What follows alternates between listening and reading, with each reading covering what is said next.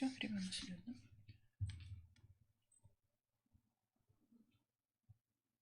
Добрый день, уважаемые коллеги. Коми Республиканский институт развития образования подготовил для вас серию вебинаров по вопросам организации дистанционного обучения. Какие сервисы и какие платформы мы с вами можем использовать для того, чтобы это обучение было эффективным, об этом вы сможете узнать в наших вебинарах. Очень важный момент при организации дистанционного обучения – это соблюдение основных правил этой организации. Первое правило, которое мы с вами должны соблюдать, это очень важно перед началом обучения провести мониторинг готовности детей и учителей к ведению дистанционной формы обучения. Мы должны проверить, есть ли у ребят необходимые устройства, компьютеры, планшеты, смартфоны, есть ли у них необходимые возможности интернета, установлены ли необходимые приложения. Нам необходимо разработать для ребят рекомендации и памятки по их использованию.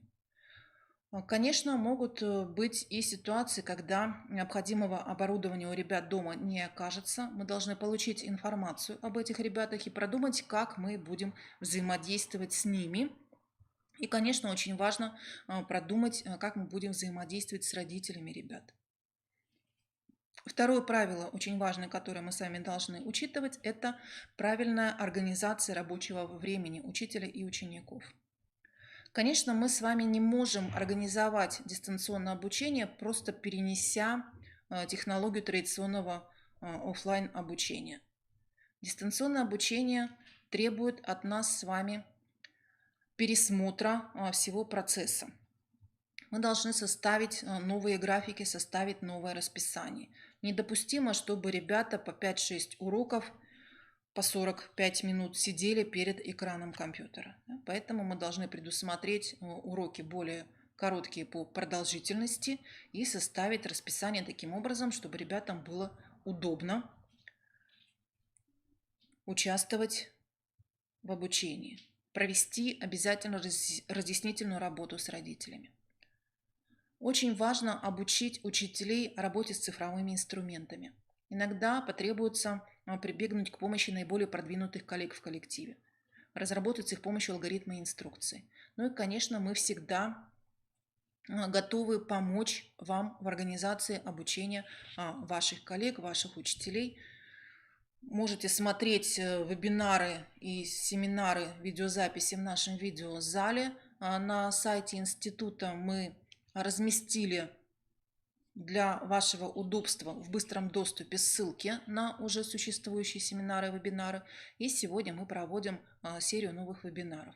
Если у вас будут появляться вопросы, вы всегда можете к нам обращаться, и мы ответим на эти ваши вопросы. Важно помнить о том, что просто отправить ребятам или их родителям, либо запустить в электронном дневнике номера домашних заданий и тех упражнений, которые ребята должны выполнить, и тех контрольных работ, которые они должны вам представить, это не дистанционная форма обучения, это просто формальность.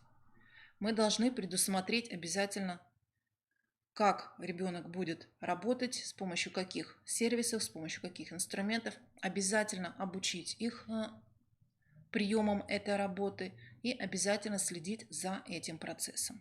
А для этого мы с вами должны предусматривать и организовывать время взаимодействия учителя и групп учеников, как в классе, так и в параллели. Это правило третье. Осуществить это можно посредством вебинаров, посредством групповых скайп-уроков, других технологий. Важно, чтобы мы могли дать ребятам возможность получить индивидуальную консультацию. Для начальной школы такие консультации необходимы ребятам ежедневно, а для основной и старшей школы, для ребят, это могут быть лекции, практикумы посредством вебинаров, образовательных платформ, социальных сетей. Это можно осуществить уже не каждый день, а договориться несколько раз в неделю эти мероприятия проводить. Обязательно выделить в общем графике расписания время для того, чтобы осуществить видеообщение всего класса хотя бы один раз в день с классным руководителем. Конечно, нужно помнить, что ключевой организатор дистанционного обучения – это учитель. И именно от построенного взаимодействия, от договоренности учителей будет зависеть успех всей организации. Четвертое правило – это обязательная обратная связь с учениками. Сделать это можно посредством тех сервисов, которые мы с вами уже используем в нашей образовательной практике. Это электронный дневник, это электронная почта, это официальные ресурсы. При этом очень важно сохранять всю историю переписки, всю историю вопросов-ответов, чтобы при необходимости можно было к ней обратиться. Правило пятое. Звучит так. Сотрудничество, а не изоляция. Очень важно наладить сотрудничество учеников между собой, чтобы не каждый один на один с компьютером оставался, а чтобы ребята имели возможность сотрудничать в образовательной деятельности в дистанционной форме.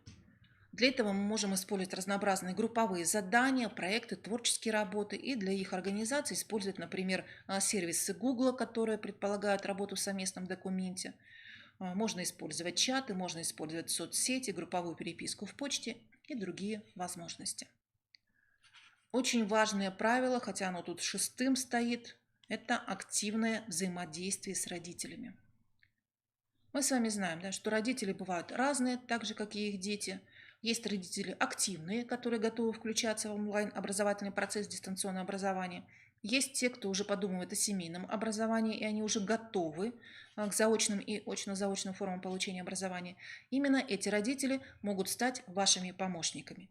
С ними необходимо наладить связь, организовать индивидуальный маршрут ребенка, определить контрольные точки и регулярную коммуникацию посредством электронной почты осуществлять. Важно, опять же, подчеркиваю, чтобы сохранялась история переписки. Но есть, конечно, родители пассивные, маломотивированные, с ними очень сложно работать, но тем не менее их мы тоже должны включать в организацию обучения в дистанционной форме. Мы должны познакомить их с графиком обучения, с правилами и вовлекать во взаимодействие. То есть очень важно включить в график и в расписание уроков, описать те формы взаимодействия, которые мы используем с родителями. И четко определить группы родителей по их активности и возможностям, подключить активных родителей к сотрудничеству и помощи, особенно это важно в начальной школе, и подключать обязательно классного руководителя и по возможности социальную службу образовательной организации. Седьмое правило звучит так. Гибкость и возможность быстрой адаптации. Да, учителям придется учиться быстро, учиться много, учиться друг у друга и самостоятельно. Мы вам в этом помогаем. Нужно помнить, что нет правильных решений и идеальных алгоритмов.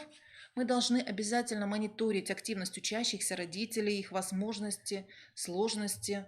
Возможно, потребуется перестраивать наши с вами алгоритмы, упрощать какие-то технические организационные сложности для того, чтобы повышать эффективность общения учителей и обучающихся между собой. Для этого целесообразно использовать онлайн-опросы, рефлексию с анализом организации технических возможностей, комфорта и времени. А в работе с младшими школьниками необходимо использовать более активное подключение родителей. Вот таковы общие правила перехода на дистанционное обучение. Какие сервисы мы можем использовать? Этому посвящена линейка наших вебинаров. В первом вебинаре мы говорили о сервисах Российской электронной школы, о ее ресурсах и возможностях. Сейчас мы с вами поговорим о возможностях платформы Яндекс.Учебник. Платформа Яндекс.Учебник находится по следующему адресу. Можно через поисковик зайти просто на Яндекс.Учебник, а если у вас есть учетная запись на Яндексе, в почте вы Яндекса пользуетесь, то с этим логином и паролем вы на Яндекс.Учебник можете заходить непосредственно без дополнительной регистрации. А что такое Яндекс.Учебник? Сегодня Яндекс.Учебник представляет собой сервис, на котором представлены задания по русскому языку и математике для учащихся с 1 по 5 класс. Эти задания имеют автоматическую проверку ответов и позволяют выстраивать мгновенную обратную связь для учеников. Все задания соответствуют федеральному государственному образовательному стандарту начального и основного общего образования. Вот здесь представлена заглавная страничка сайта. Можно зайти как учитель, можно зайти как ученик. Какие преимущества дает платформа Яндекс.Учебник для учителей? Это бесплатный и бессрочный доступ к сервису. То есть, если вы однажды зарегистрировались на сервисе, то этот доступ у вас будет бессрочным.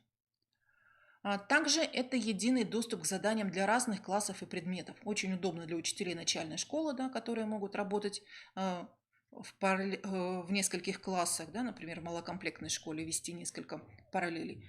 И это очень удобно также и для учителей, которые работают и в основной школе, либо для учителей, которые ведут одновременно и русский язык, и математику. Яндекс Учебник представляет собой удобный инструмент, который можно использовать для подготовки к уроку, для проведения контрольных и самостоятельных работ.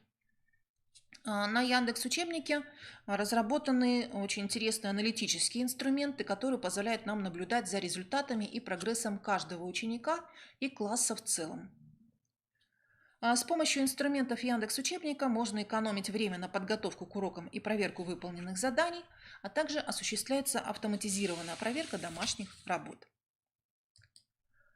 Внутри одного класса можно выстраивать индивидуальные траектории. То есть одно и то же задание мы можем назначать как всему классу, так и индивидуально, выборочно отдельным ученикам. Тем самым мы экономим время и на проверке заданий, и на подготовке к урокам. Вот разработчики отмечают, что урок из 15 заданий собирается в среднем за 15 минут. Проверять задания не надо, да, все это делает система, и сразу виден результат ученика и статистика по классу. Платформа представляет собой бесплатное дополнение к любому учебно-методическому комплексу, поскольку задания распределены по темам, и учитель может легко ориентироваться, независимо от того, по какой программе он работает. Что еще интересно платформа дает, это сертификаты за активное использование сервиса. То есть в течение учебного года каждый учитель, активно работающий на сервисе, может получить 3 сертификата. Также сервис дает возможность выстраивать подробную статистику успеваемости. Нет необходимости проверять вручную тетради, компьютер автоматически делает это за вас, и мы сразу видим результаты каждого ученика и каждого класса в целом. В этом заключается преимущество платформы для учителей.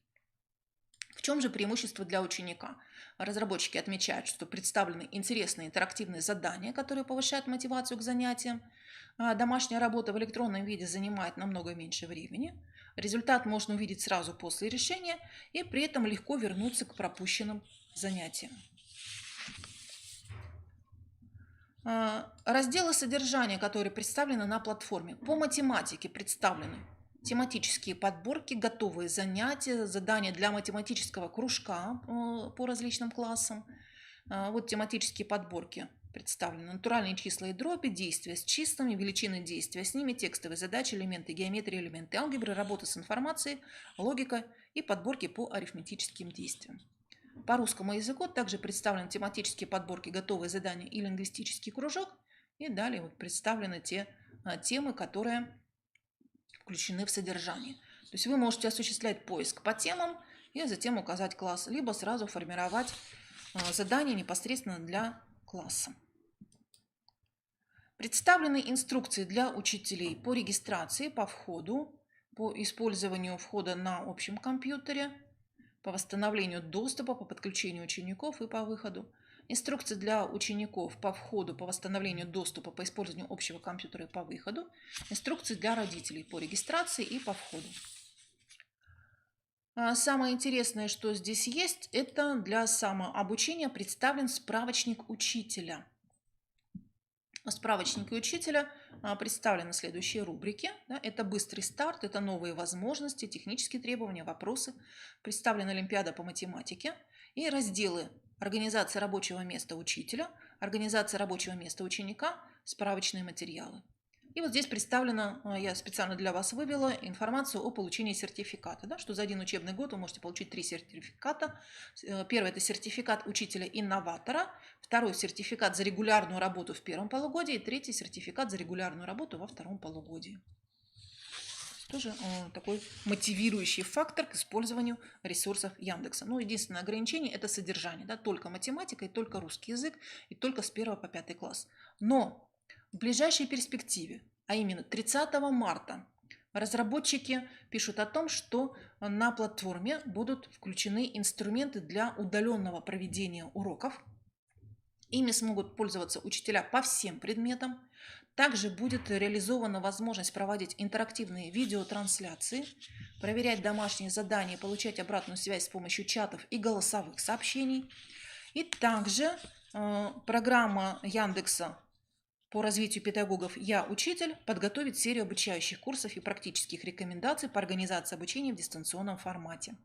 Следите за новостями от компании Яндекс Учебник. Все новости мы выкладываем также на сайте нашего института. Ну, конечно, больше всего новостей и более оперативное их освещение – это официальная группа института в социальной сети.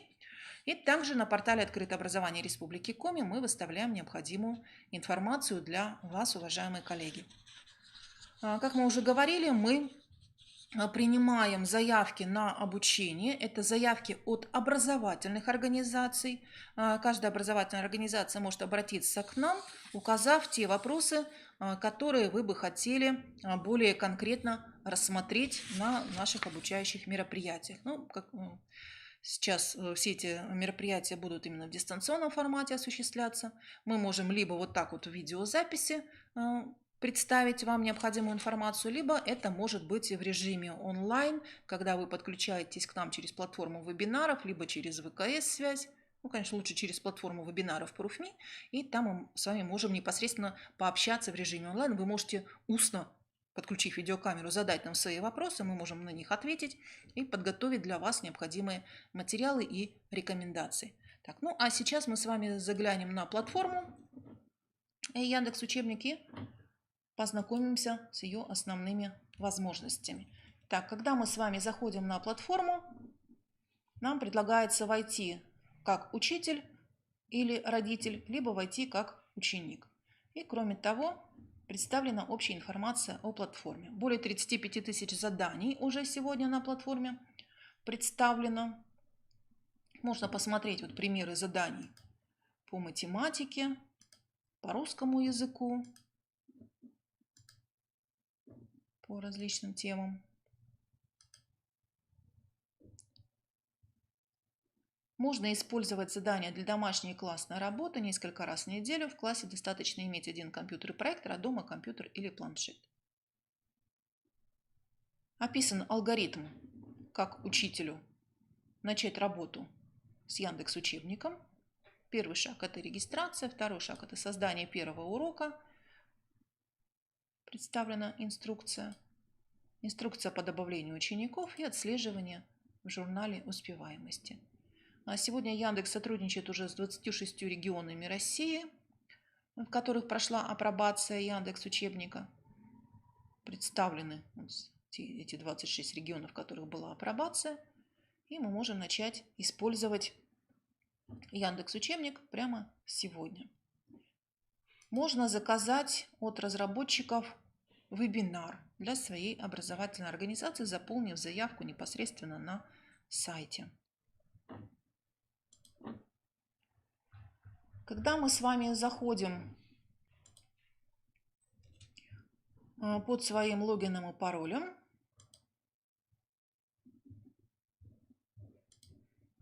я сейчас зайду под своим аккаунтом. То есть использую аккаунт для Яндекса.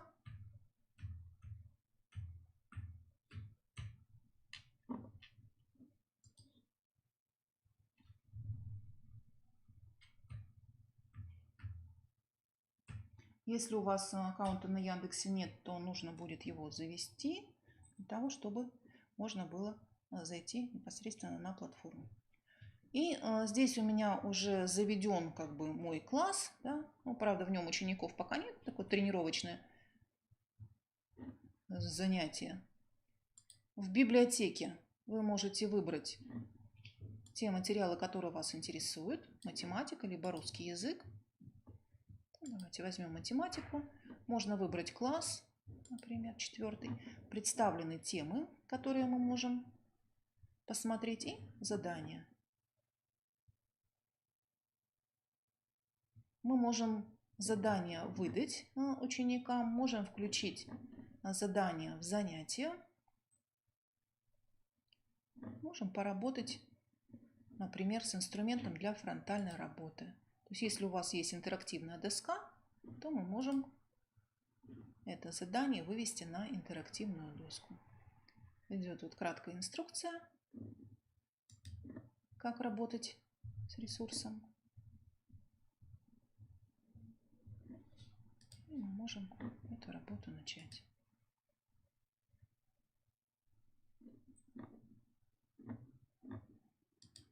Так, и с клавиатуры, как на телефоне, набираем ответ. И так далее.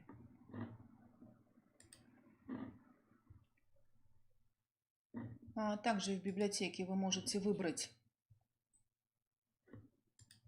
задание для подготовки к всероссийским проверочным работам в 4 классе по разделам действия с величинами, работа с информацией, решение составных текстовых задач и другие. И также представлены здесь вот все темы раздела, тематические подборки, по которым вы можете найти необходимый для вас материал. Например, очень интересный раздел «Математика вокруг нас. Применение математики в разных профессиях». Давайте посмотрим, что здесь за задание такое представлено. Нужно решить задачу, прочитать текст, ответить на вопросы, выполнить задание, решить задачу. То есть можно просмотреть задание и добавить в конкретное занятие. Вот мы добавили карточку в занятие.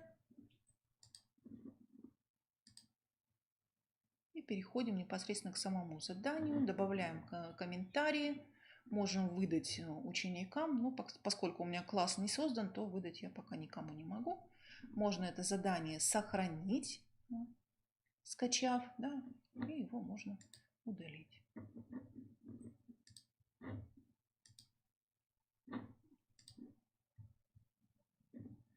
Также вы можете сохранить вот все свои занятия. В журнале вы увидите информацию по успеваемости класса. И в разделе «Помощь» справочник учителя. Как рассказать родителям о сервисе. Уже очень интересная информация для родителей. Вот он, справочник учителя, в котором подробно описана организация работы. И в разделе «Справочные материалы» представлены методические материалы, на которые вы можете опираться. Кроме того, есть различные сценарии использования для детей с ограниченными возможностями здоровья и с разным доступным оборудованием.